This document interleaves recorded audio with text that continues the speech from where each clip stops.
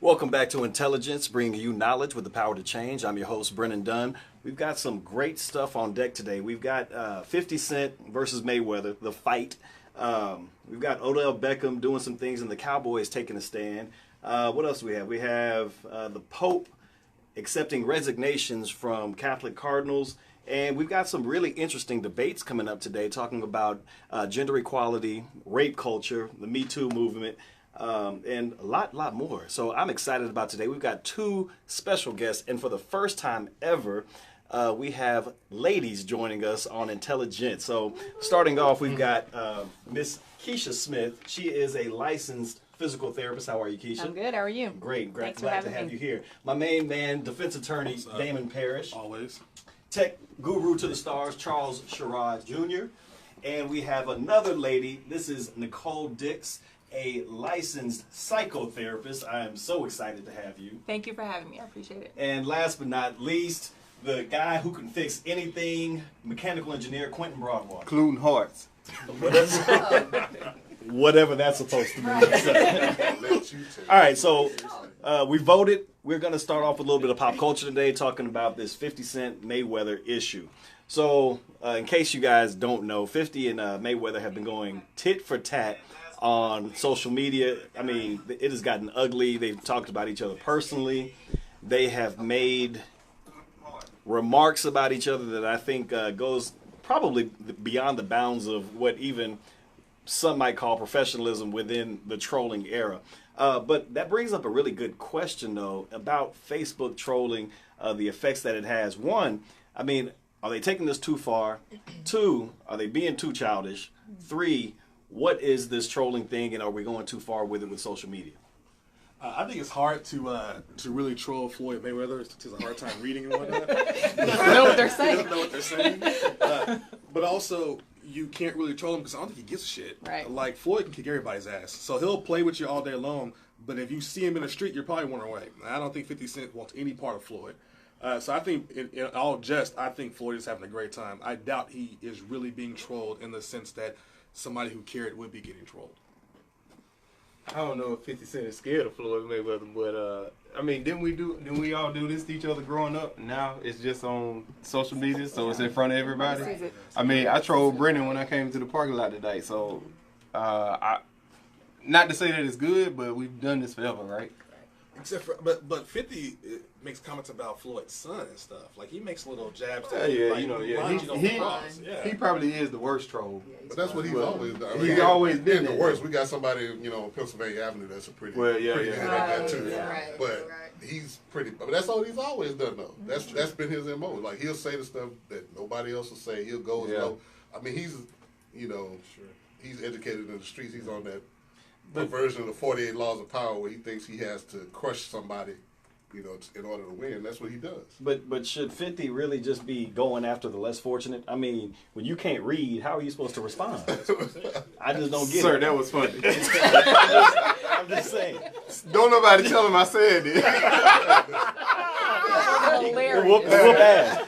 But I mean, seriously though. So a lot of when we translate, because power emulates reality. What I mean by that is, if celebrities do something, the rest of us regular people go out and do it. So when we see that level of trolling, you got to go back and talk about these young kids that do the same thing, which turns from trolling to cyberbullying. And should we be setting a better example? Matter of fact, should these cats be held to a higher standard in the first place because they have a bigger platform than the rest of us? No. I'm sorry, go ahead. I already spoke one. Theoretically, they probably should be held to a higher standard because they have a louder voice. They're being seen. They have a social media presence. Everybody is watching. So you would hope that they would be, hold themselves to a higher standard just as individuals because they know everybody is watching. But as parents, as aunts and uncles, and whoever is a voice in a young person's life, you have to make sure that you're the loudest person in the room despite what's going on in social media. Because this likely is probably just a publicity stunt. I mean, I don't know that these people are actually truly angry with each other. This is all for the public and something to drum up conversation because we're now talking about it. And when we talk about holding people to higher standards, we conflate this stuff a lot. because somebody is a genius or great in one area, we give them all these virtues. Yeah. You're talking about somebody that's famous for getting shot a bunch of times, and somebody that's famous for getting punched in the face or avoiding getting punched in the face. Like, just because they got a bunch of money doesn't make them A platform. What do we really higher expect? What do we standard, really right? expect from them? They just a bunch of cats that got really, really rich, and they acting like. I feel like they're doing what they Except expect them to do. Except for in their case, they command a platform that reaches more people than you and I can. But how did they get the platform? 50 Cent has done this from it. 50 Cent's claim to fame was creating a song called How to Rob that trolled the entire rap industry. That's how he got on. So, why you say, if I'm in the streets and I'm broke and I do something that gets me famous and rich, I'm going to keep doing that. Like, that's what he's done from day one. So why are we expecting to change now? Well, you know, even though 50 and Mayweather have, I guess, a mutual sort of troll respect for each other, you know, it doesn't always, sometimes it's one-sided. And what I mean by that, you've got this actress, her name is Anna Diop. She's the new actress for the new show coming out, Titans. And she plays a character, a superhero character, Starfire. Now, Starfire has traditionally been this orange chick, so she's not even black, white, Asian, Hispanic, whatever, any of the known races of humanity. But people are really, really upset about the fact that they have hired a black woman to play this role that most white people would feel would be better suited for a Caucasian actress. I mean, this is not the first time this has happened. You remember Rue in the Hunger Games, when they got mad about Rue being the one to play that particular role. Annie, Michael B. Jordan, right? Yeah. What's that? And Annie, the Little Orphan Annie, the Jamie Foxx remake. Yeah, You know, I mean, Jordan in the Fantastic Four. people legit, right? Michael B. Jordan, Fantastic Four. People are legit mad over what they consider to be, ironically enough, character appropriation. Was it people or was it white people? Because they mad about everything. Hey, white people matter too. So if you believe that, then I'll let you ride with that. But I feel like it's time for us to get a piece of this action. So to be mad over that, I think that's totally different from the 50 Cent Floyd Mayweather situation, because I think that speaks more to your prejudice than actually being concerned about somebody getting trolled or disrespected. Because why would you care if the best actor got the job? Why does it care? Why should you care what color their skin is? Or I can see if it was a terrible actor and they got the role, but it's what color they are shouldn't matter. And, I mean, it happens the other way too, right? You got the actress from The Help, right, that played an Asian she's white. She played an Asian, someone who was written as Asian in a movie, and she got a lot of backlash for that too. I think people take a lot of, with characters in books, in particular comic books, whatever the books is, people take a lot of ownership of that too. So it's not all one-sided towards actors and actresses of color. And it's funny that you use the word ownership, because I feel like white America has taken ownership of character, just carte blanche. And what I mean by that is we assume that Jesus is white Jesus. We assume that Santa Claus has to be white Santa Claus. We assume that every notable figure has to be white. They had to force in black characters. I mean, if you go back to 1967, when they first introduced Franklin into the Peanuts, Charlie Brown and the family.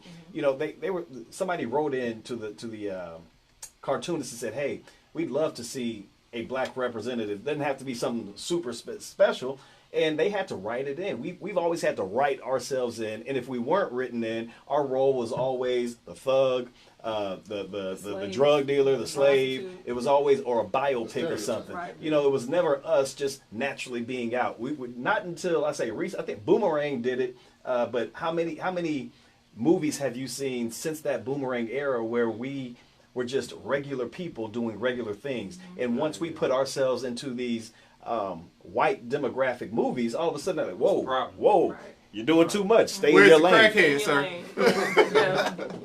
So, you know, it's really irritating to me, but, you know, I think we just need to do better with that. Last thing I want to talk about in pop culture today is, you know, we got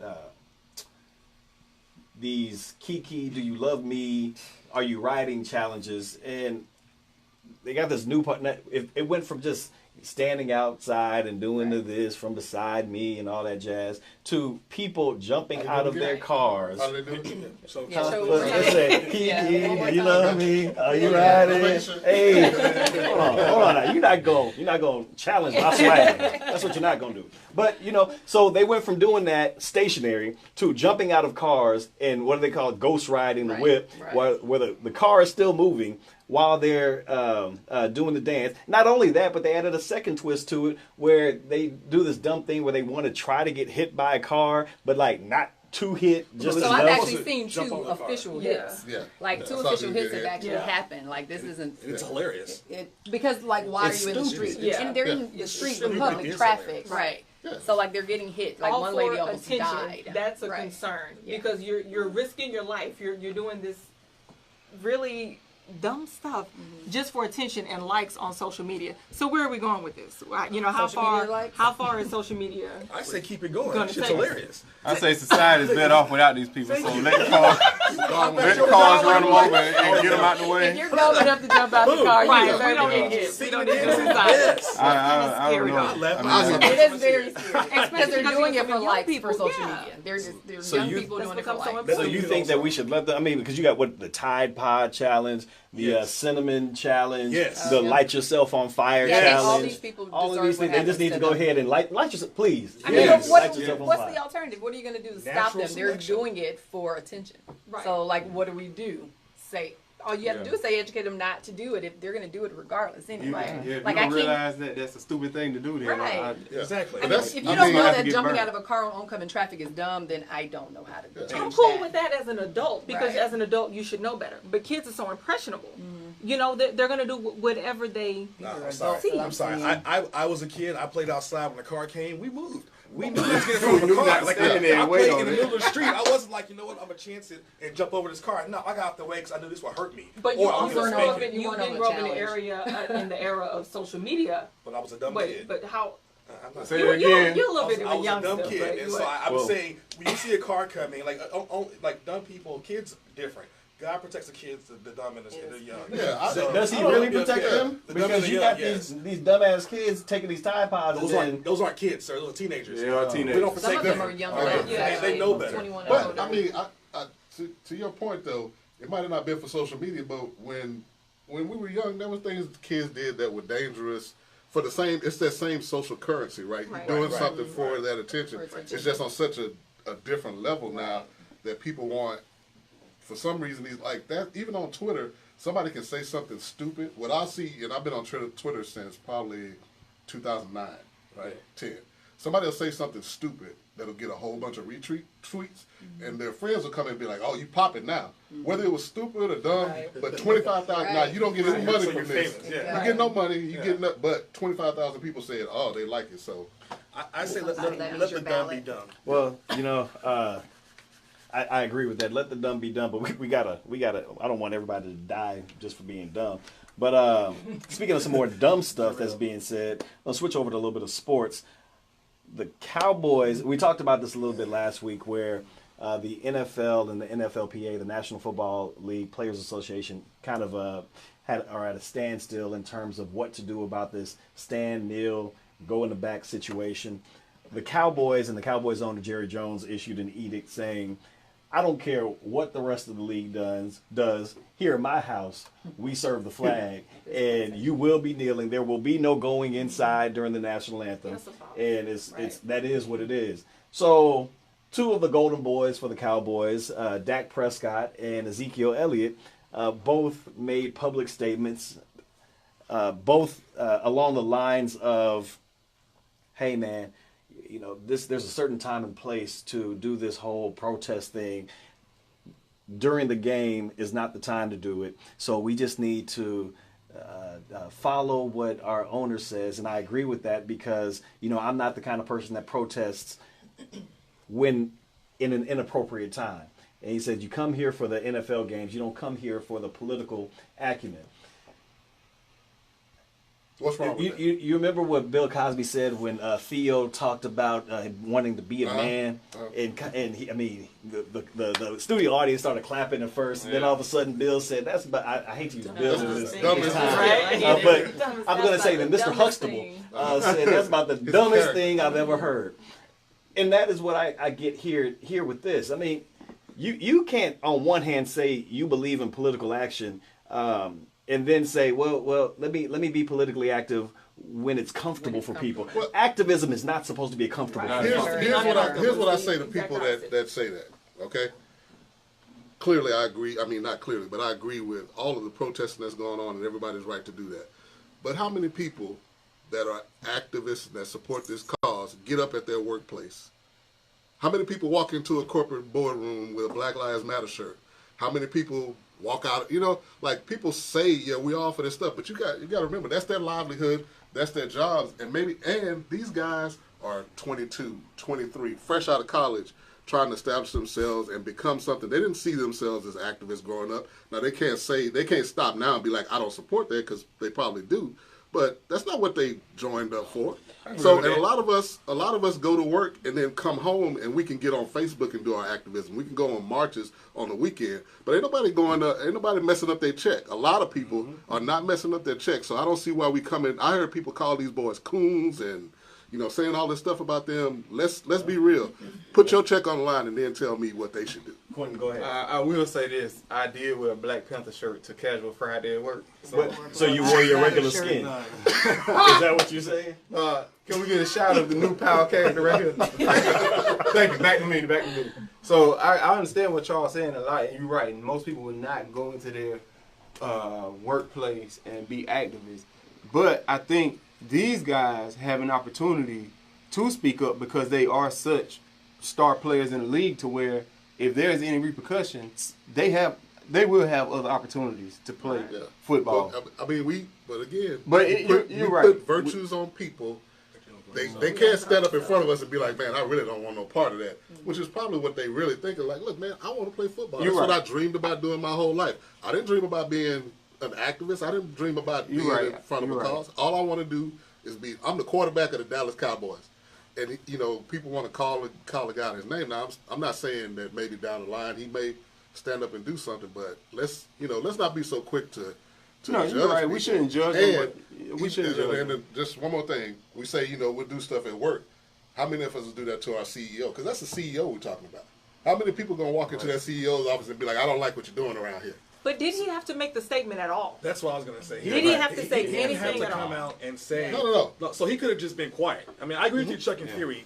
You don't put your check on the line. I get you got family and whatnot. But you don't have to say he could have just been quiet and just did his thing. So it feels like Jerry actually probably forced them to stand up and say but they're going to get asked. I think Jerry went to Dak and Ezekiel beforehand and said, I'm going to do this. I'm going to square y'all away. You stand in support. Because those are the only two people he can't lose. Right. Gary you let Dak Prescott and Ezekiel Elliott kneel. He's not cutting them. No. He's not cutting them. And so he went to them first. He took care of them, got them on board. He ain't worried about Dez no more. Going to cut his ass. Right. And so now he can make his bold statement because he's been propped up by his boys.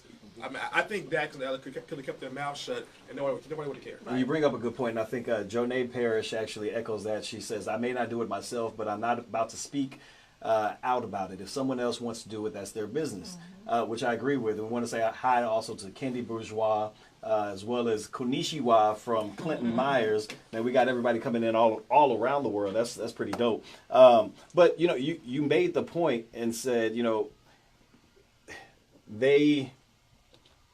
no one else wants to be in that position to actually speak up against their owner. The difference to me between these players and somebody else in the corporate world is the power that they hold as an individual within this franchise. If I go into corporate America, one of 1,000 people, I don't have the kind of power to stop and put a halt to their to that company the same way Dak and Ezekiel do. They are in a unique position where they are able, with their actions or inactions, to affect the bottom line of their company. Everybody doesn't have that. So with great power comes great responsibility type thing. And again, like the ladies and Damon said, you don't have to tell us what we're not supposed to do. You could have simply said, hey, I know what I'm comfortable with doing. I don't know what everybody else, but to chastise. No, what he did was chastise. Oh, he said, no. I'm talking about Dak. Dak. Dak chastised people saying this is not the appropriate place to be doing that. You can't tell us when and how to protest. Exactly. If you want to jump on this train when it's time for you to make something, don't jump on it when it's beneficial to you. You jump on it at the beginning with us. You're either with us now, or you might as well stay at the back of the bus. I mean, that's been the case for years. And I don't want to go too long on this topic. That's been the case for years. You have people who are leaders. You have people who are followers. And you have people that just sit back and take the fruits of other people's labor.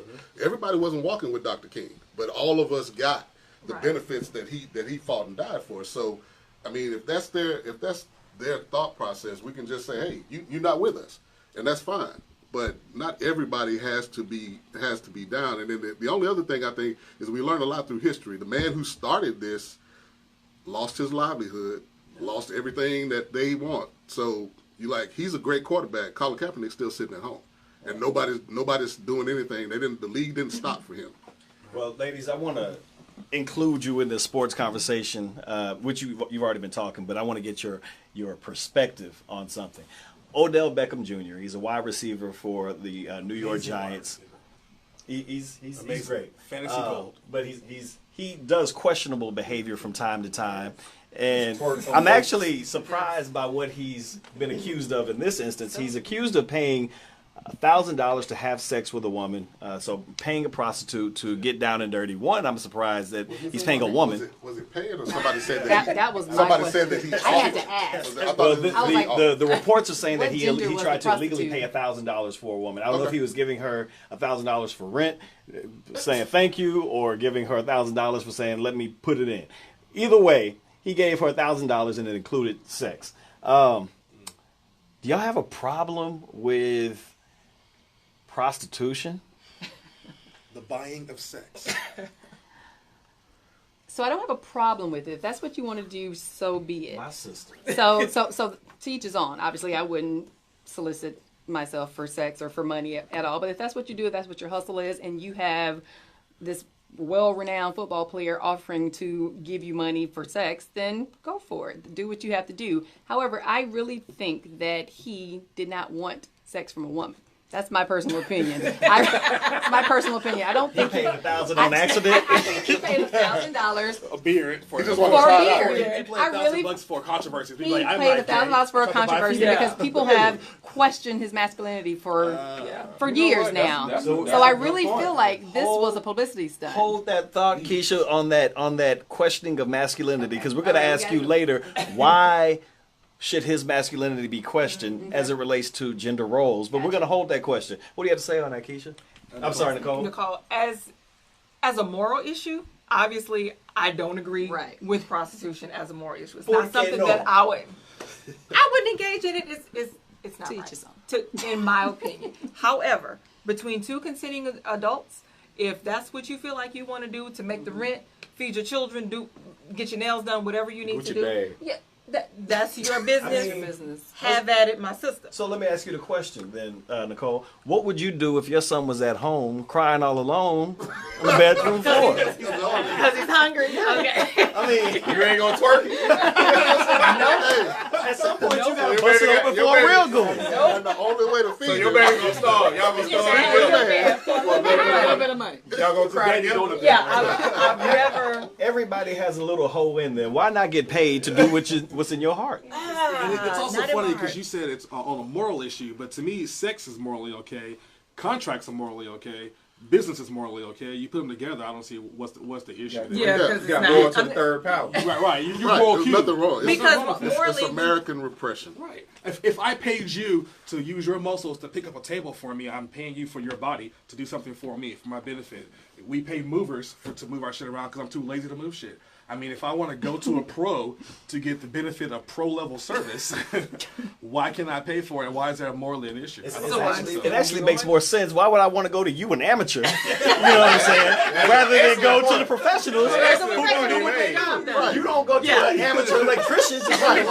Do you get your nails done by amateur? You go to the best way. Hey, from now on, no more shade tree sex. No shade tree sex. Only the finest hoes for me. Only the finest. I understand where you were going with that, but in my opinion, morally, sex is supposed to be in a loving, adult, consenting. You sound so boring. I mean, I just yawned as you said this. That's my We got the viewer reaction. Yes. I give you sex must be consenting, absolutely. And obviously everybody knows my story, but I can very much see how you can have sex without love. I don't know your story. Hold on, everybody get this slow violin because this is a very sad song that he's about to play. Lord. So anyway, I will not. But I can definitely see how you can have sex without love. I mean, I can see that. You absolutely can. Absolutely you Yeah, can. that So then the doesn't love part- constitute prostitution. Right. So the love part isn't a part of sex, removes it from morality. As long as consenting, that's all that matters. As long as everybody consents, then and obviously we're not including illegal stuff with kids and Right. whatnot. As long as you got adults consenting, I don't see why But you can't contract for it. it's such a intimate exchange. And from a woman's perspective, the transaction is completely different from what a man experiences. A man can do it. You in the mud. Hey. You're mad. You're happy. Hey. You're sad. It's a lot of women. I was actually about to side with you because we had this discussion off air, but I was actually saying that even though I don't see anything wrong with it, partaking in it would be because there's certain things that you may want to partake in as a consenting adult that you wouldn't feel comfortable doing with a professional. There's certain things you might like that you don't Have we want to forgotten that prostitution is illegal? I It just should be want to legal. say, It should be legal. I just want to say there's a lot of boomerangs But that I think it happen should in be this legal. world. I think it A should lot be of legal. boomerangs. Right now it is illegal. So we have a comment from a young lady, Adrika. She said, in the wise words of an old uncle, if you're going to give it away to a fool, let it be a rich fool. People have been telling women for years that they are sitting on a gold mine. Well, so women, ladies, I was like, oh, fool. I mean, how much is your punani worth? You can't afford it. Infinite. There is Infinite no prices. dollar I amount. disagree. It is worth a McDonald's meal for some, and it is worth a steak for. Yes. That was a personal Have you ever had a mine. one night stand? No, I have not. You're lying. No, I'm not. I haven't. That's Have the you ever real had a truth. second night I stand? had a Okay, second second night night stand. So it took you 2 meals to give up that punani. 2 meals. I'm not watching this. $88. Because I bet you the first date was at Starbucks for $7.99. There was no value. That lemon cake was busting with It wasn't transactional. That's all it was. It wasn't transactional. I got you. Silly. I mean, men pay for it every day. Men pay Men, for it every day. date And we women go riding on. around in a Corolla with a Gucci bag, I'm gonna have to question how you got there. I don't know what that means. That might be a South Carolina colloquialism. I have no idea. Saying. But Charles, you made a point earlier. You talked about this phrase. You said repressed sexual behavior. We're going to piggyback that into talking about the Catholic Church and these priests. Just recently, the Pope accepted the resignation of Cardinal Theodore McGarrick, who once led the Archdiocese of Washington.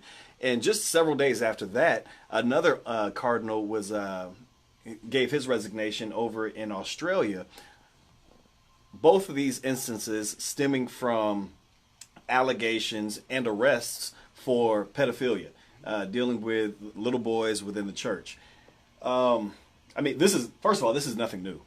The actions of priests, bishops, and so forth within the clergy has been going on for quite a while. And I think this probably is one of the first popes, Pope Francis, who has ever been demonstrative in his thoughts on outing and removing the dredges of the church society or the Catholic Church society. One, is this just a matter of repression, or is this possibly men that are going into the archdiocese for the very nature of it being a predatory place for them, almost a sanctuary? No. I don't believe that at all. I think without making any judgment on the Catholic Church, I think some of their biggest issues is they don't let their clergy, men and nuns, marry. And you're forcing them to deny a part of human existence, that of love and sex, that is essential. I mean, you dream about sex all day, you want love, you want marriage, and they tell them, you have to make God your wife, make God your husband, and that is not what God says. You can have a life devoted to God and still be married to somebody and still have a family. And I think by doing that, you create issues. Now, I don't think most people can be created into perverts like that. But and those guys probably, I can't say in a normal circumstance they wouldn't have been. I don't know. But I think that you create issues by not letting people jump into human nature. Right. And I really doubt people who are that kind of predatory in nature are going to go into the church to be predators. There are better avenues to be predators. I absolutely disagree. I do too, because the church is full of predators. Yeah, the church is full of predators, one. And two, I don't think there's nothing you could do to probably any of us at this table. If you told me, Charles, from today forward, whatever this job is, you can't have sex, right? You can't have sex, you can't get married. Now, I might go creep and find me a woman, but there's nothing that's going to turn me into a pedophile. I agree with that. There's nothing that's going to pervert me in such a way that I see this small innocent child and think, you know what I want to do? Yeah. You know, that's out of the question. But I do think if you look back at history, right, there was a time that not only was the priesthood a place for people that had those proclivities, there was a place for gay men, right? Mm-hmm. Because they chose to go into this place. They were thinking about trying to pray the gay away, and if they just could concentrate and be alone, they wouldn't have these thoughts that people were saying were demons. So I think there are places that people go that have certain, and they see each other, right? Mm-hmm. You know, game recognized game. You see somebody, you're like, oh, we're alike, so let me go over here with you, and we can, because that's what they were doing. They had support of people around them. It wasn't just one man. There were people around them that had support. I definitely think there was. I just don't think they went there to be predators. But Damon, like you can go there and like I recognize this evil in me, and I'm gonna go to this place of hopefully purity and try to be a pure person. And then the evil wins. But they use those positions. They might not be going for purity. But they use those positions. Think about what they did though. When you look at those cases, they use those positions of being God's messenger on earth. They were held to a higher standards. Mm-hmm. People would leave their kids with them. They thought that they could trust them. It was all the things that pedophiles do. It's the perfect cover. But Damon, how often do you think that people just go into the church and all of a sudden the switch hits? I just want me some baby penis. You know, like all of a sudden it just hit me. No, they go in. You don't just all of a sudden click on the little bitty penis boys. You don't. You go in there because you're talking about it's a sanctuary. This for them to purify themselves. How do you think to purify yourself when you're surrounded by nothing but choir boys? That you know exactly the demographic of the institution that you're going into, and you can't all of a sudden say, "Oh, you know what? Let me get away from sin by tempting myself a little bit more." Yeah. I do feel like that's an avenue for them to go in and satisfy whatever it is that they're trying to satisfy. Just like we talked about with the black church, how some people we do feel like black people going to the black church to reap the benefits of the money. So I feel like just like that's an avenue that black church deals with. When it comes to the Catholic Church, I feel like that's an avenue that those guys take to get to what it is that they're trying to get to. Right. I think that's just a huge swath that I can't cut. I can't think. Well, something else that I can't swallow right now is Brock Turner's sexual assault appeal. And I want to say real quick, Ms. Hill Johnson, you asked the question. So men, if your wife was a previous prostitute, would you be okay with that? Out of there. Seriously. So I feel like if you was a hoe in your former life, as long as you're a hoe with me, then we're good. I don't know, but that's just me. By yourself. That's just me. Really? You can't. What's good for the goose is good for the gander. I mean, you can't do it You guys on. were just saying how okay prostitution was. Right. But when it's home, when it's in your bedroom, now all of a sudden it's a problem. Most You were just wives. saying how Be a hoe for me. Don't be a hoe for the world. But she was a hoe before she met you. Right. She's a reformed hoe. You think you the first dick she done sucked? Right, she's a reformed hoe now. Look, he don't even know how to answer that. He don't even know how to answer that. Sir. I'm just saying. First of all, sir, listen. Don't you ever ask me that like that on the radio again, video or whatever it is. I'm just saying, you got to call a spade a spade. So anyway, Brock Turner, who was charged and convicted for sexual assault, assaulting a woman in 2016, sexually assaulting an unconscious woman in 2016, has launched a bid to overturn his conviction, saying that, hey, my clothes were on, her clothes were on. This was Outercourse. Almost like the affluenza defense. We have this new, and Rod said last week, we talked about a defense on something. He said, well, as an attorney, you should be applauding and lauding the fact that of such a creative type of defense. And I'll use his words for this show today, or use his sentiment today. It's very interesting defense, but I think it's quite stupid. Regardless of if it was outer or inner, sexual assault is sexual assault. Regardless of if you're having intercourse, touching on them, whatever the case may be. It's not like he was given some life sentence for this. I mean, it was almost damn near a slap on the wrist for what he did. I mean, take your L, man. You did some shit you weren't supposed to be doing. Take your L and move on about your life. That's just my opinion. So the bigger issue in that, of course, that appeal was washed away and lost, is the privilege that he has to say, let me challenge this slap on the wrist sexual assault with these absolute ridiculous appellate argument and see what happens. I mean, that right there is a monster that we're seeing grow. We're seeing a man. Invisible. It's invisible, but we're seeing For the a people man that have it. who got busted. That's where it's invisible. I'm sorry. Okay, I'm just saying we're seeing a man who got busted for sexual assault, like flat out busted, convicted, and appealing it with not saying it was a sexual assault, but just a different kind of sexual assault. That's okay.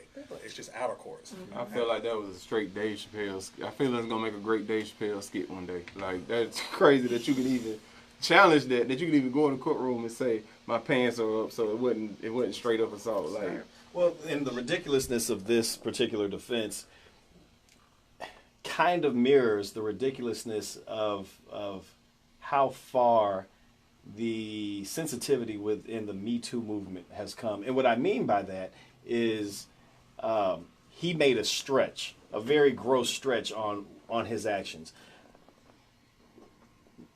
Juxtapose that with the Me Too movement, and at first it started off as a very, very legitimate concern, saying that, hey, we need to bring awareness to the fact that women are being assaulted, women are being coerced, women are subjugated in a sexual, disadvantageous way to themselves, and we don't have a voice. Very few people are actually speaking up on our behalf.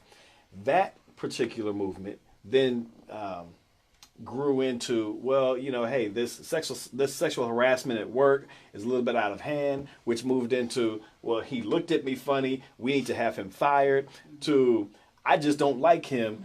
There's something about him that's rubbing me the wrong way. Ladies, let's band together. Do you think that the Me Too movement in its growth has become toxic, not only to women, but to how men are supposed to react to what the intended purpose was supposed to be? Yes. Speak on it. Full stop. I think, like you said, it started out as very well-intentioned and something that was absolutely needed, because we all know that women face that on a daily basis. But when you start to move to a point where we can't tell the difference between just an awkward guy who makes inappropriate statements and a flat-out pervert who's out to just prey on women and rape them and sexually assault them, when we're starting to lump all of these acts all into one category, I think we do ourselves a disservice, as well as the movement, which is so important.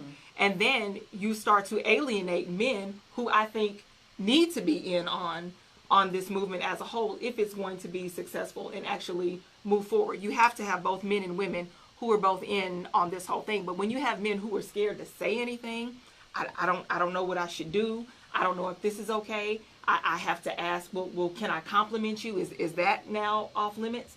So I think in that aspect, yes, absolutely, it has gone too far. And there has got to be a point to where we can say there is a difference between an awkward guy trying to date you and someone who is a rapist and a predator. Those are different things. I had a conversation with a friend of mine about this situation, and kind of touches on what you just said, because my biggest issue right now with how the Me Too movement is progressing is there is no continuity from women on what the standard should be. Because one half will say, whenever a news story comes out, half the ladies are saying, absolutely, behind you 100%. The other half are saying, I don't know, man, that was just flirtation going on. For men, it's hard for us to know exactly what you want us to do when you collectively have not decided what these standards should be. It was already hard before this. Right. You can't do that. I mean, you can't say ladies collectively come together and give us a definition of something that you really can't define. Like a lot of ways, I can see you saying he looked at me creepy, and saying it out loud doesn't convey it. But in the moment, we probably could have been in the moment, saw that, and been like, damn, that's fucked up. Yeah. You know, like damn, that was perverted. But then I say, oh, he said a creepy joke to me, or he's awkward. It's hard to sometimes convey that. I don't think it's fair to say that women come together and make a collective definition. Although, as a man, I would like it.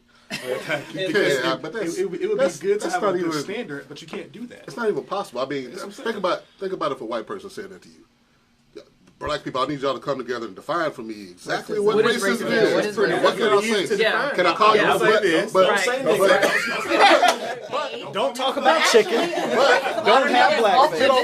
Get online and listen to black people talk about these issues. Though you get black people doing the same thing. That wasn't that bad. Or this is terrible. This one, but we do the same thing. Exactly. So I would venture to say, Charles, that there's at least a good solid 80% of black people. You know, I'm throwing out a number, but I want to say at least a solid 80% of black people that would all venture to have the same particular general baseline of, if you say something like this, if you act like this, no. I think that there is a lot more variance. I'd say the same thing is true in women. I don't think so, because when you're talking I'm not even talking about sex. Let me be clear about this. I'm not talking about sexual assault. I'm talking about sexual harassment, because that's where a lot of the gray area is coming in here, where if you're ugly, it's sexual harassment. If you're cute, I mean, that's just bae. You know what I'm saying? There's a difference right there. And for us as men, I want to make sure that I'm not disrespecting anybody, because there have been times when I've done something, had no clue that this particular person felt some kind of way. If I would have done it to 9 other women, they'd have been like, "What you mean?" It's extremely subjective. Right. Like it's extremely subjective. Like you can have a guy at work telling sexually inappropriate jokes to one person who's okay with it, and then you say that same joke to someone else and she's taking him to HR. Right. It's extremely subjective. Like the joke is not directed towards me, I don't think, but someone else may have a huge problem with that. You know, it's just super subjective. Take for instance, Morgan Freeman, old Daddy Freeman, when he sat there with the newsletter, or he was doing the back and forth interview. He said something real, maybe at worst, old man creepy. At worst, old man creepy. If you put it in context of what he was talking about, it actually had nothing to do with being creepy at all. Right. But now he is under fire for it. He has met the social jury for that. He was under fire for a little while until it came out, and most people were like, but he's just one instance. How many times have we seen time and time again where his particular type of story, we're being crucified, you know, without all the facts coming out. I say that's just a hit you got to take. If it's going to stop, but that's $1 million for hit. most people, Chris Hardwick is a great example. He lost his show. He lost the Walking Dead show. He lost all of his stuff while they investigated. When they finished the investigation and found there was nothing to it, he got all his shit back.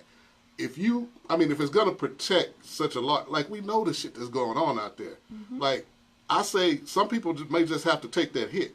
I mean, it's bad, but it's the same thing with racism. I'd rather somebody take a hit to get all of the other races out than be like, oh, we just got to let everybody go because we don't want to offend that one person, or we don't want something bad to happen to that one person. Don't be fucking creepy. So, Keisha, let's answer me this.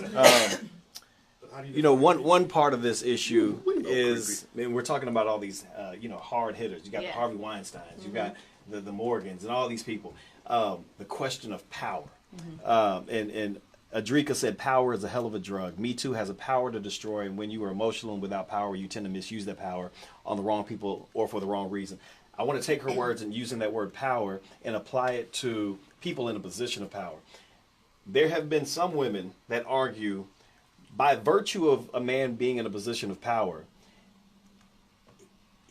if a woman feels uncomfortable with his advance and she then has sex with him, that should be considered rape as well, because he has asserted his power in such a way to make her helpless to that power. Absolutely not, because you always have your own determination. You don't have to have sex with someone in order to progress further. Yes, he's in a position of power. Yes, you want to get to a certain place in that position of power. However, you don't have to sleep with that person in order to make that happen. There's other ways around it. Maybe that's not your gig. Maybe that position is not for you. Yes, why don't you report the behavior, but you don't have to follow through with the act. My opinion. Anybody else got something different? I think you hit the nail on the head with that one.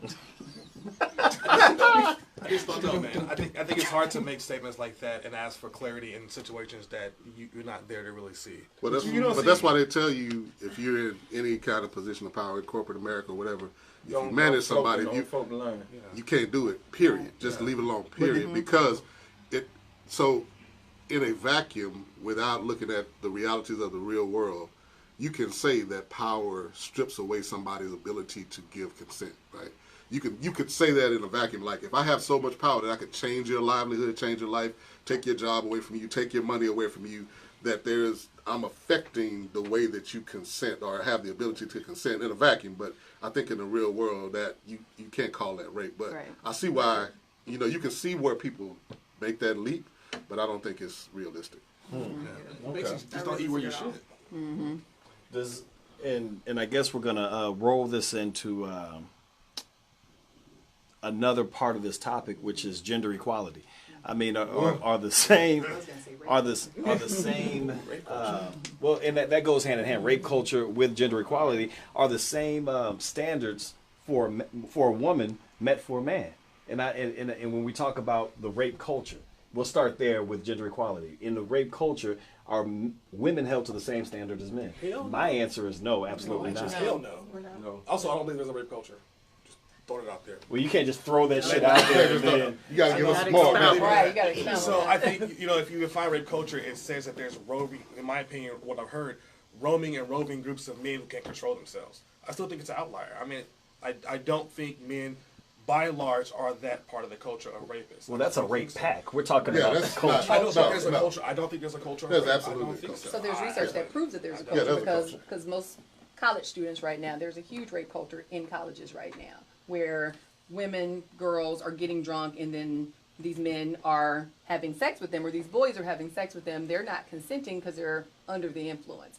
Granted, you shouldn't be under the influence. You shouldn't put yourself in a predicament like that. However, that is rape if I didn't say yes. No, I'm sorry. If you voluntarily get yourself drunk and we have sex, no. I mean, you said yes drunk. And don't hit him, yes. Keisha.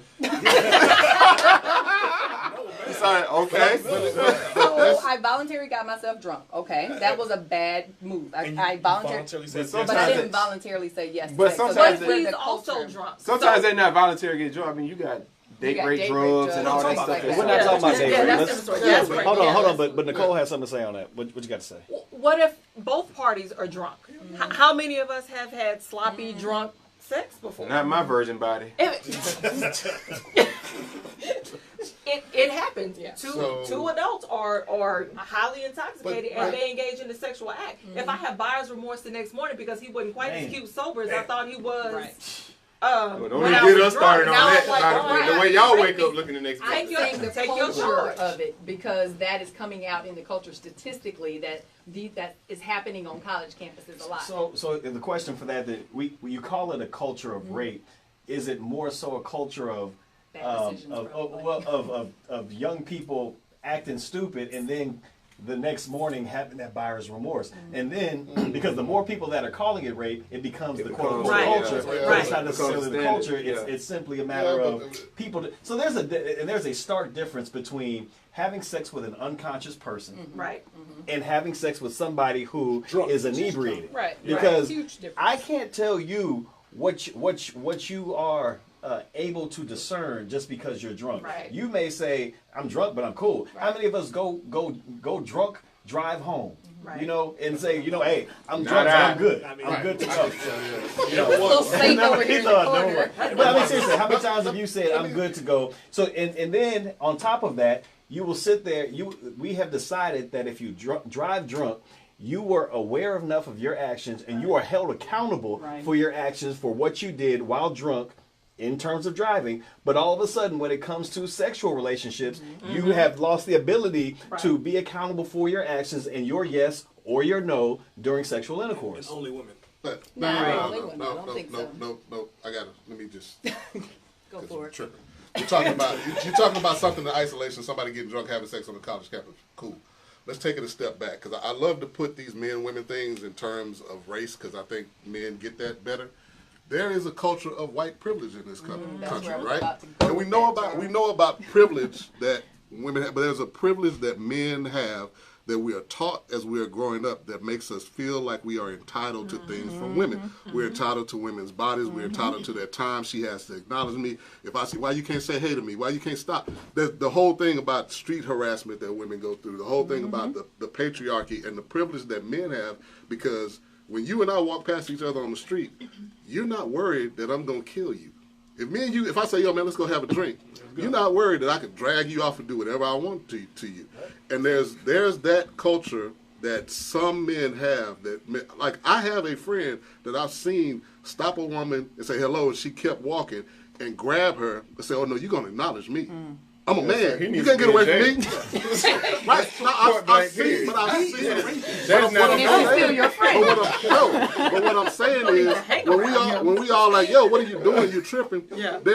I've seen, like, dude, I saw this growing up. Hey, baby, can I holler at you? That she keeps walking. Fuck you then, bitch. Yeah, see it. We live it. There are women getting That's different than rape. I'm talking about the culture. I'm talking about the culture that puts this thing in men's minds that they are entitled to whatever they want from a woman. Not what we're talking about. We're talking about consent and where consent lies. Right there, in terms of consent, there is an unequivocal no, there is an implied no, and then there's everything else in between. And the question is, if somebody's drunk, just by virtue of them being drunk, to me, does not necessitate that they have lost the ability to consent. That's what we were talking about. I know, but that's what I'm saying. Y'all making it too narrow. There's things that happen every day where men and women, men and women have men sex that are predatory completely sober, not even predatory, date rape, where they have sex and be like, oh, well, she wanted it, she was my girlfriend, and it doesn't get reported because and the thing on top of this is why I call it rape culture, because a lot of those guys that do that don't think they're doing anything wrong. That's the part no. I guarantee they know they're doing something wrong because they threaten them after the fact. If you say some shit, then I will come back and beat your ass, kill your mama, do all that stuff. But it's a bunch of guys that be like, well, she wanted it, she did, that shit. And those guys are the outlier. I think to apply culture is to say that that's a piece of every man at this table. And I'm just hold on. I don't think it's every man. Or majority of men. I am not every man. It's not all in me. I am not. I'm just me. Don't backtrack. Sir, I was a deacon in a church. I am not nowhere. I'm saved and sanctified and filled with the Holy Ghost. But you went to Catholic church, so you don't count. Oh, Lord. I've been in the Kojic church. I've been in the AME church. I've been in the Methodist Episcopal church. I'm telling you right now that men across the board there is no one set way that a man thinks. That's first and foremost. Second, men who are sitting up here talking about you better come do this, that is a issue that they have as men. They have an ego problem. They have a hubris problem. Those are issues with them. There's a whole other, it may be, but there's also a bunch of men that don't do that. I bet you for every man that you know that has done that, you know at least another one that hasn't done it. But for every man that has done that, I don't know very many men that step up to him and say, you wrong for doing it. Well, because soft men do soft shit. They don't step up out when he grabbed that. You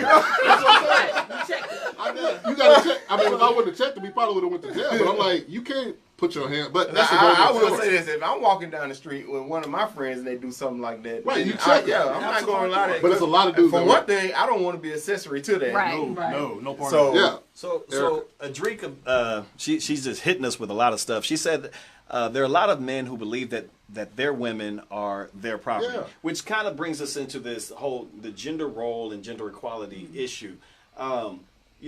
Women have fought for quite a while. You have the 1920s when they fought for women's suffrage and the right to vote. They have fought time and time again for the equality of their male counterparts. With that fight has been the term independent woman. Beyonce talks about it all the time. We got the Beehive that gets behind that. But with this independence comes an expectation of men to treat them as equals. However, also comes an expectation for them to keep some of their traditional female values in place. Can you have it both ways? I think that if you have gender equality, you can't also expect to be treated treated with chivalry. You can't have the expectation of chivalry while requesting gender equality. There's a responsibility that comes with that equality. I absolutely disagree. I absolutely disagree. Wow. We're not surprised. So you can't. Because I'm your equal, you can't be I disagree with y'all too, but I'm gonna let the ladies do what they gotta do.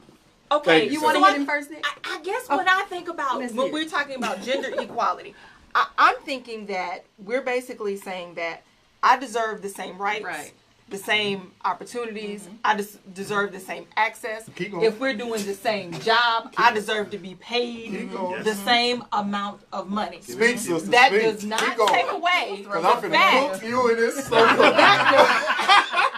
does not take away the fact that I am still a woman, a female, and I am feminine. I'm feminine. What does that mean, feminine? Explain that. I'm a woman. Yeah, okay, you have a vagina, you can birth. There you go. Yes. What else? Yeah. I'm a female. I'm a woman. So my expectation from men is that you are being a gentleman, that you are chivalrous. I mean, I don't understand what that has to do. I don't understand what you being a gentleman and holding the door when I walk through. I don't understand why that now negates the fact that I want to be able to have access to the same things that you do. I want to be paid the same amount for the same job. I want to still have the same access to the same resources. But you can't open the door. Let me ask you this though. Do you want to pick up that check when it's time after the date to pay the bill? Wait, I can. You can. You don't want that. No, I don't. You can, but you don't want it. No. I never true. said that. See, I think those are two separate things. We were just having this conversation earlier. Exactly. You talking about a gold digger. Okay, who expects a man to Say pick that up again. a gold digger to pick up the Y'all check hear that, every ladies? time If you ain't paying for no dates, you is a gold digger. you is. You is a gold digger. You is a gold Yes, digger. I don't think that there's anything wrong with the female picking up the check sometimes. So can I have this one? Can I have Nick? You can start because we all got something to say. Right. So I'm gonna keep it quick. So this is my problem with this. Women will preach they want equality, but they don't want the responsibility that comes with that, right? There are a lot of things as a man that you just expected to do. Like some of those things and don't get me wrong, as a woman, when I see women come in or whatever, I hold the doors open for them. I'll help them carry things if it looks heavy. I do that. But at the same time, you have to understand, if you're at the same level as we are, why aren't most women also willing to take on some of that responsibility that we have as men? If you're making the same amount of money we're making, if you're given the same opportunities that we're given, why it seems like a lot of women have a problem with accepting the same level of responsibility. It's like you just want Financially. Financially. Are you You're talking talking about about relational responsibility? So we're in a relationship. We're equal. We make the same Well, amount of yeah. money. So maybe a relationship and then dating, right? Because Okay. there are different responsibilities within those, right? Mm-hmm. Now, I understand. You know what? I don't care if a woman holds the door open for me. That stuff doesn't bother me. I understand that there are some things that are going to remain male. Right. On the male side of the line, Mama and raised you right. exactly, Right. and then on the So female Right. side. they Right. don't know when he's coming or going. Oh, so, that's so you know, funny. it is what it is. Sir, I know you did. You know what? Because of the audience, I ain't gonna rip back at you. I see somebody in the audience. I ain't gonna say nothing back at you. But after this show, Keisha, I don't know what you have to say because you were chopping on the bit over here. Go ahead. Yeah, I'm just saying. I think he's talking relational in situation as far as relationships are going. So if we make the same amount of money and you see me as your equal in a relationship, I think we should share the financial role. I don't think a man has to pay for every meal, every vacation, everything. Right. I mean, that's just who I am. That's just how I feel. Like, okay, if you want to be chivalrous in the beginning, you want to take me out. Yeah, I want to have those things. I want you to show interest in me. I want you to be intentional, you know? But like, once we get to a certain level, we can split some of that stuff up, you know? I don't expect you can to you have define to some? Well, no. So I disagree with you because I think you guys are limiting it to a financial situation and not social. So that's not what gender equality means to me. Like that's not what it means to me anyway. What does it mean to you then? So gender equality means exactly what Nikki was saying. I deserve exactly what my male counterpart does in a corporate American setting. That's what I see it as. So y'all are lead In terms of business. Yeah. So not social. Which is exactly what I was saying. No, when you say gender equality socially, explain that a little bit. What do you mean socially? So like the example we just heard of opening the doors. Okay. Like do you open the door for men? I will. I'll hold it. I can tell you're lying because when you were lying, you stutter. I will. I get in the car. If he opens my door, I get in. I pull his door open. No. So like I'm there's talking about certain opening things. the door for a stranger you don't know. You walk I to the will door. hold it as I walk through. What if I'm you not driving? gonna step back and let you What if you with a man and you driving your car? Then what happens? Because you're a Then he grown needs man. to You don't open my door You and need we to open walk his. around the car, open your door, I'm and not go gonna back and hold the get it. door and walk it. Why How not? look? And what's funny is what's funny is from a female perspective on that particular issue. It's safer for you to open the door and let him pass because he's now in front of you. So if you're worried about your safety, somebody in front of you, you can spot what's going on. But while you are in front of him and this person's a stranger's behind you, you have no fucking idea what's going on. Now that's just a corollary on your open the door thing. I think you can't have gender equality on a limited scope. As Charles has been saying on a racial issue, black people are asking to treat us equal as everybody else in certain circumstances. It is across the board, treat us the same. Yeah. Don't give to Adam what you won't give to Eve, and vice versa. And so if you're going to establish a line of equality and say treat me the same as you would a man, then you treat them the same. I would treat you the same as I would a man. Okay. So I've been around a little while, as y'all know, but The Grays tell the story. I know Grays tell the story. I've never once heard maybe y'all correct me. I've never once heard a woman talk about equality based on whatever these social norms of who opens the door. They're talking about things like making sure that my vote counts the same as your vote, that my pay Women's suffrage is the same, that in a meritocracy, if I'm good enough and you're good enough, just like we do with white people, if I'm good enough and you're good enough and we do the same job, then we get the same pay. Nobody is asking for, well, not nobody, because there may be some people out there, is asking you to erase every gender role. That's like, yeah, I don't even like. It's that's a dumbass argument to me. I've heard And it's a that. different I've totally heard that topic. argument. They're completely two different Whoever topics. made that argument is dumb. So just like your friend grabbing a woman on the street and doing some shit that is dumb to all of us men, I've heard that argument before. I've heard there should be no gender roles. I've heard there should be no genders. It should just be a binary situation. Gender roles. Obviously, there's a heavy trash that needs to be taken out. Like what? I mean, come on, man. The strongest person is going to do it. What if you got a big woman? Exactly. But she's still a woman, and you should open the door for her. Or she's taking out the heavy trash. Here's my issue, and Nicole, you touched on this when you made the comment of saying, "I'm a woman," and feminine this and that, and Quentin made the comment just now. He said, taking out the trash. When I made the comment about the expectation of chivalry, it's that what I'm talking. The expectation. There is nothing wrong with a man being chivalrous. The problem comes when you want to be 100% equal, but also have the expectation that a man treats you with a certain amount of deference because of the fact that you're a woman. Women have fought for the right to fight in the military. They have countered men on every turn to say, hey, we are just as good at you as doing the physical things. We may be weaker, but we'll go fight just as you put us on the front lines as well. We want to do everything a man does. Then conversely, when it benefits you, you say, well, I'm just a woman here. You know what I'm saying? I need to be delicate here. You can't have on one side and say, treat me as an equal in all respects, and then say, and I expect you to also treat me like, because if you wanted equality, men don't go around saying just because you're a slighter frame man, small man. Hold on, just because you're a slighter frame man, we shouldn't be doing. Not once have I ever heard when you talk about men and women fighting, the assaults that happen between men and women. Not once have I ever heard somebody talk about, oh my God, I can't believe this bigger guy just wailed on this little guy. You should always be respectful to the little guys out there. No, it's always been a matter of, if it's a woman, no matter how big, no matter how small she is, you don't hit women because they're women. The chivalry goes right in hand with chauvinism.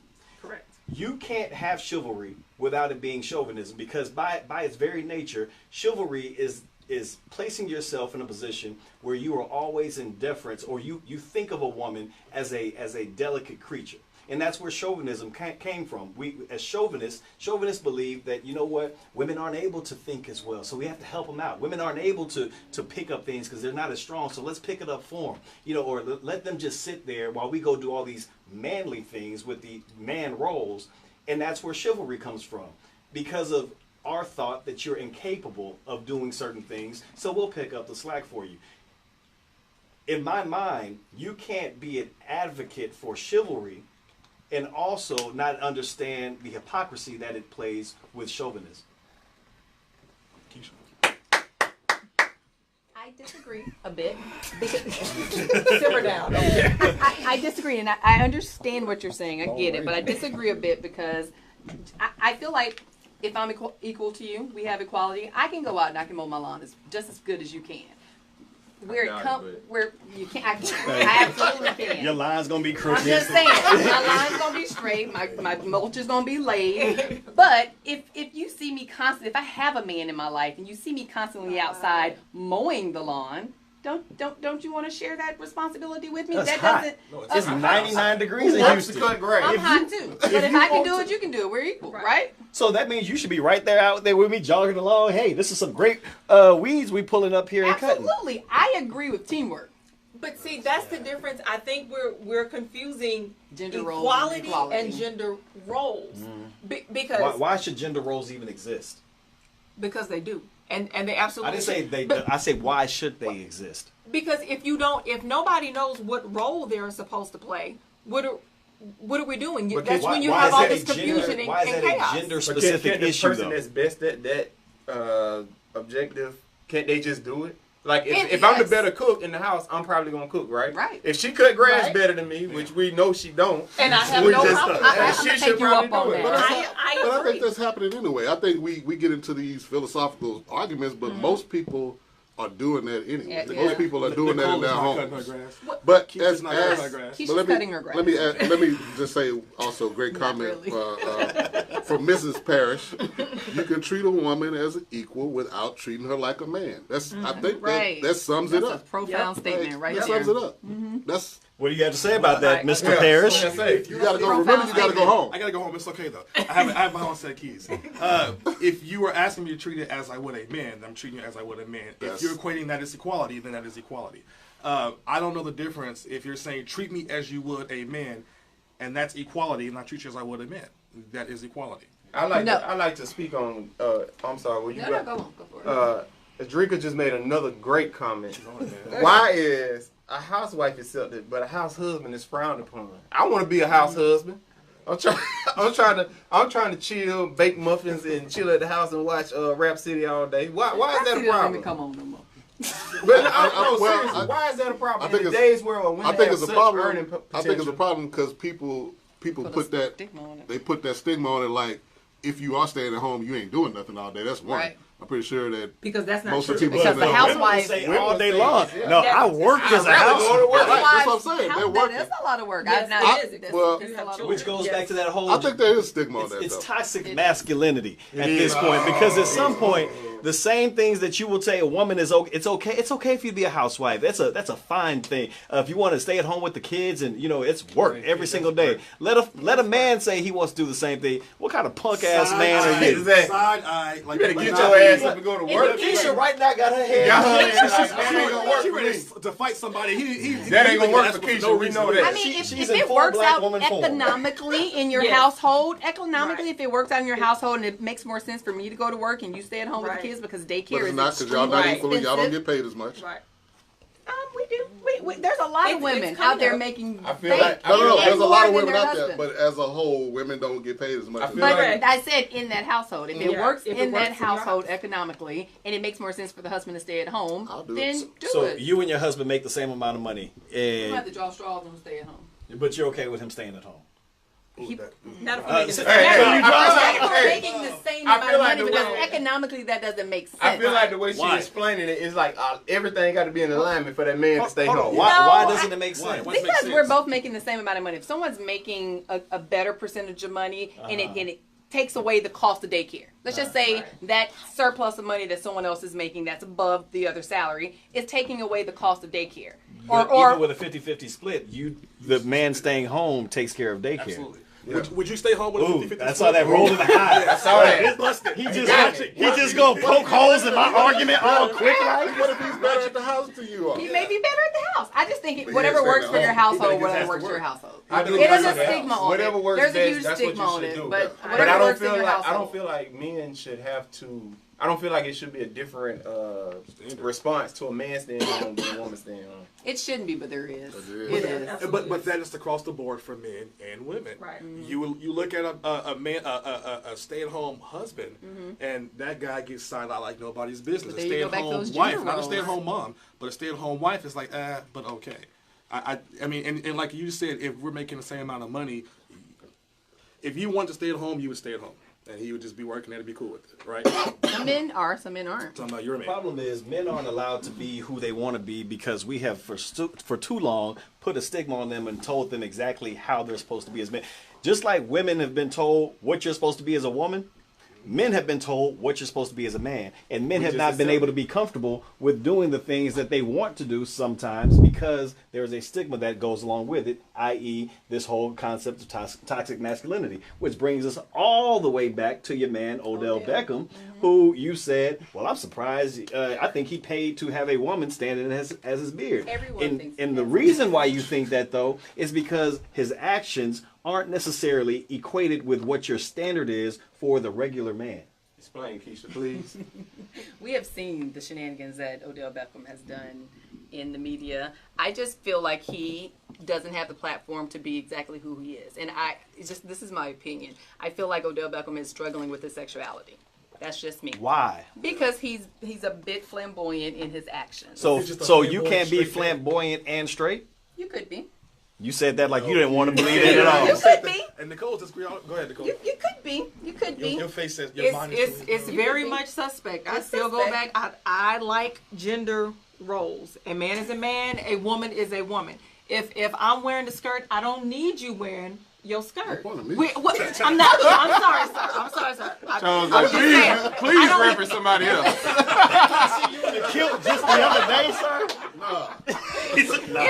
If I'm in a heterosexual relationship with someone, why do I need that person displaying the same type of emotions, doing the same things that I do, liking the exact same things that I do, wanting to go shopping and get his nails done with me? Well, wait a minute.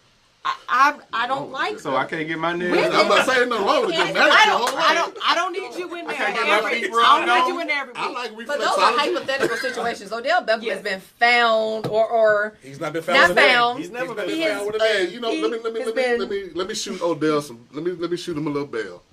He's from that Drake era, man. These new kids is all about being all emotional and you know they so like. Confused. I don't know Or if they're could they confused. just be I more think expressive? They're more Confused. expressive. They're liberated. okay Confused. with like even Drake. Like you okay with getting on the record talking about looking at a woman's purse and crying on the phone? And, I mean, what is the cutoff point for masculinity then? Because Right. you have the metrosexual male. You've got Which you was got the beginning of this you got the Right, Uber toxic the Uber masculinity. male, which is the Cowboys. I'm the Stetson man type of guy. Then you got the metrosexual male who says, you know what, I like to dress up a little bit. I like to look Like good. skinny Put on jeans. some. There's put nothing on wrong some with Nothing wrong with good. that. There's Then, nothing wrong then with you that. got the more These young dudes are flamboyant, though. young whoever's little somethings or whatever with the itty bitty skinny jeans that may have every Dresses. once in a while wear a dress or a skirt or a They wear man dresses, purse. they shoot. LeBron has a man or purse. Jayden. Is he now feminine for the man Yes, purse? he looked an absolute fool with that Birkin bag and those culottes and slippers or whatever. You just it was offended together. Charles here I am because so sorry. Had that suit back in the day. I had some niggas. I wore that suit to a Boys and Men concert. I have you know, and I got a lot of phone numbers that night. It's ridiculous.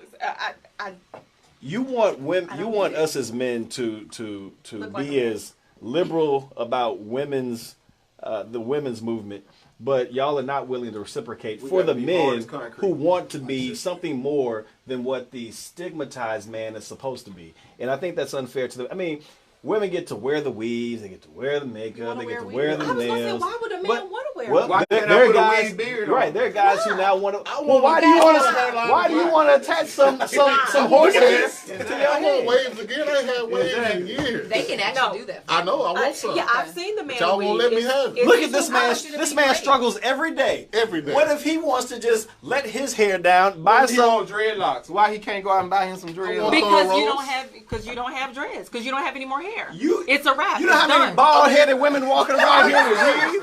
You know how many? It's a million women. It's a million women out there that ain't from India. Look, I know a girl who fly baby hair in Indonesian baby hair. She flying in. Like just the baby hair. Just the baby hair on the edge. And I hope you listening. I hope you listening and heard this. Because yeah, I'm talking about you. You know what I'm talking about. With your Indonesian baby hair in the heavy gel. You know exactly what I'm talking about. But all I say to say this, why can't the brothers go out and do things and enhance themselves without being judged? Because that's not masculine. So I think, Why? I think this term that we use, toxic masculinity, goes way well beyond dressing That's not eccentrically. toxic. That's That's why I not wanted to talk that's about not that what too. we're talking about. Toxic masculinity is having a male stifle certain innate emotions Right. that we're supposed to have, as a human, loving and caring and things like that. Like I have several guy friends that think it's like gay to say I love you to another man. Like why? Because like y'all told us it was. No, we didn't. Because Society has told you it's not, Okay. or your We never dad took has it. told you Yeah. that You it's know what not. society is? Maybe your dad. Society is 20 women sitting in a dark That's room not making true. rules. That's what a learned society is. behavior, though. That's a learned behavior, Right. Because if you look at like statistics, from birth to like 8, 9, 10 years old, they can show that emotion. You know what it They is? can show it. It's learned It's the same after a certain thing, point. just like on Power, when Ghost started crying over this girl, his daughter died. Tasha saying, if you don't man up and do this shit the right way, well, that's toxic masculinity that's right toxic there. masculinity. I agree. And that You're is- not allowing him the Absolute innate emotions he's masculinity. supposed to have. Will y'all please stop conflating that? That No. is not what toxic You should masculinity stop means. narrowing it down. That is, You I'm can't not narrow narrowing it to down. what You you just want. y'all can't just take something and make it everything. That's not what toxic masculinity is. You're limiting it to It's like the aggression behind certain it amount because of you're not sex. allowed to have those innate. not. Right. Tell me what you think it is. I'm just I trying don't to think get a house. That's in. not. We gotta wrap Wrap this it up. up because it's unfortunately close to that time to go. But before we go, make sure, ladies and gentlemen, that you guys are pitching in on these conversations, which you have done. Adrika was great today. Raphael, love that you were having the conversation. Chelsea, hi to you, boo. Jasmine, hey girl. A lot of you guys and women are chiming in. We want to keep this up. Make sure you're sharing it on your pages. We're on Facebook. We're on Instagram. www.jitspodcasting.com is our website. It's not. What is it? www. Sir, we I'm in show sorry. 6. I'm sorry. www.jitsthepodcast.com. I'm well. What is it? Goddamn. Pan to me. Ladies and gentlemen, we thank you guys for joining. Don't just like the page. Please leave us a review. Give us 5 stars. Leave comments about what you like about the show.